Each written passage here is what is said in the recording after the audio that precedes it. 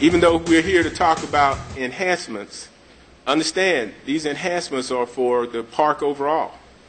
We have, as a board, as a whole, been pushing very hard to hold on to things like contingency funds.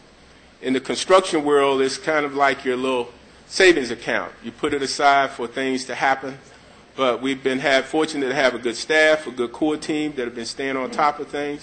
Our design build team has been doing an excellent job trying to control things. So what you're going to hear is that even though we budgeted and we've got plus and minuses there, we still think we're at a point now where we can begin to look at other improvements.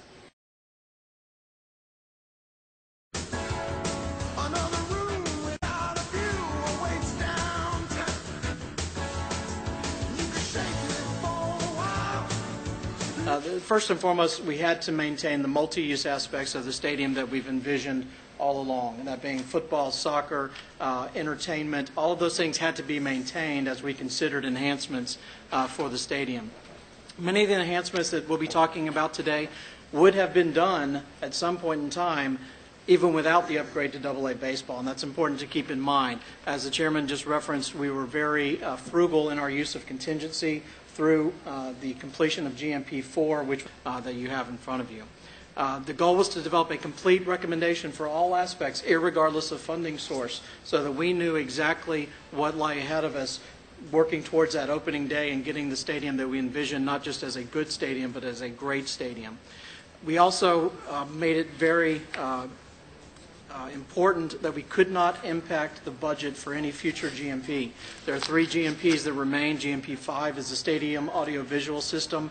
That GMP will be enhanced by the recommendation today. GMP 6, the landscaping, the hardscaping, the parks themselves have not been touched to fund this recommendation. The marina and breakwater in GMP 7 have not been touched. Those budgets are set aside. They are locked in our control budget, and they have not been tapped to fund anything you're going to see today. Mr. Chairman. Go ahead, Mr. Reeves. What was the total expenditure on the stadium before we dealt with these enhancements?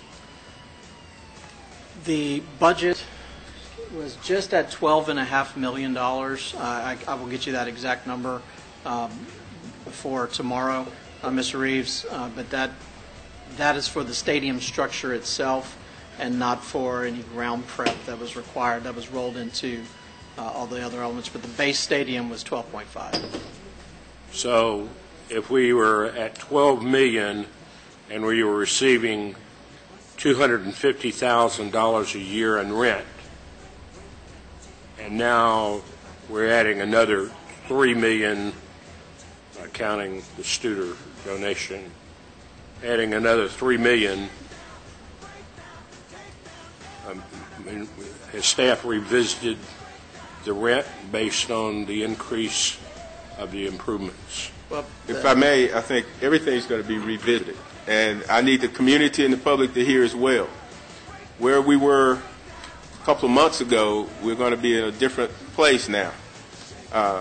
And this is where all of the committees are going to be active and involved. The operations and audit will be looking at that because the leases will now be adjusted and reviewed, and all of you will be playing a part in that because now we have more seating, which generates more income for everyone. And this becomes a win-win across the board. So staff as well as board members. As fast as possible and move through the process as quickly as possible. Because I recall, I think, 2 comments regarding the marina. One, it'd be very difficult to have a maritime park without a marina. And the other is, I think Mr. Gray said something to the effect that a marina was a key element with regard to the new market tax credits. And I've been a boater all my life, and I know a boat, anything connected with a boat, is a hole in the water into which you pour money. But they also serve a purpose. It is a specifically named project in the new market tax credits. And we would have to seek their permission to delete it or modify it. Right. Okay. Okay. Mr. Hart. Thank you, Chairman Todd. in light, I know that at this point in the proceeding that you're talking both about what the cost of these additional items will be for these enhancements and what the source of funding will be. And I have been asked on behalf of Quint Studer, joined in by his wife Rishi, to give you the following quote from the Studers. Years ago I heard a story about a man who died and went to heaven. The closer he got to the gates of heaven, he noticed more people had stopped short of their goal. He asked St. Peter why, when they were so close, had so many people stopped. St. Peter replied that too many people stop, for they don't realize how close they are to their goal. As Mayor Ashton Haywood says, this is Pensacola's time to lead, not follow. When I met with Chairman Todd and then Mayor Haywood, it is apparent that the CMPA and design team's goal is to have a great park to bring the water to the people, attract private investment, and have a wonderful amphitheater and a multi-use stadium to host numerous events which will bring thousands to downtown Pensacola. In listening to Mr. Haywood's vision and urgency, we wanted to continue to do our part in making Pensacola the city it will be, not can be. We're grateful God has provided us with the opportunity to be in a position to provide an additional $2,050,000 in private funding to help the stadium and the park be one that will excite citizens, visitors, and new businesses.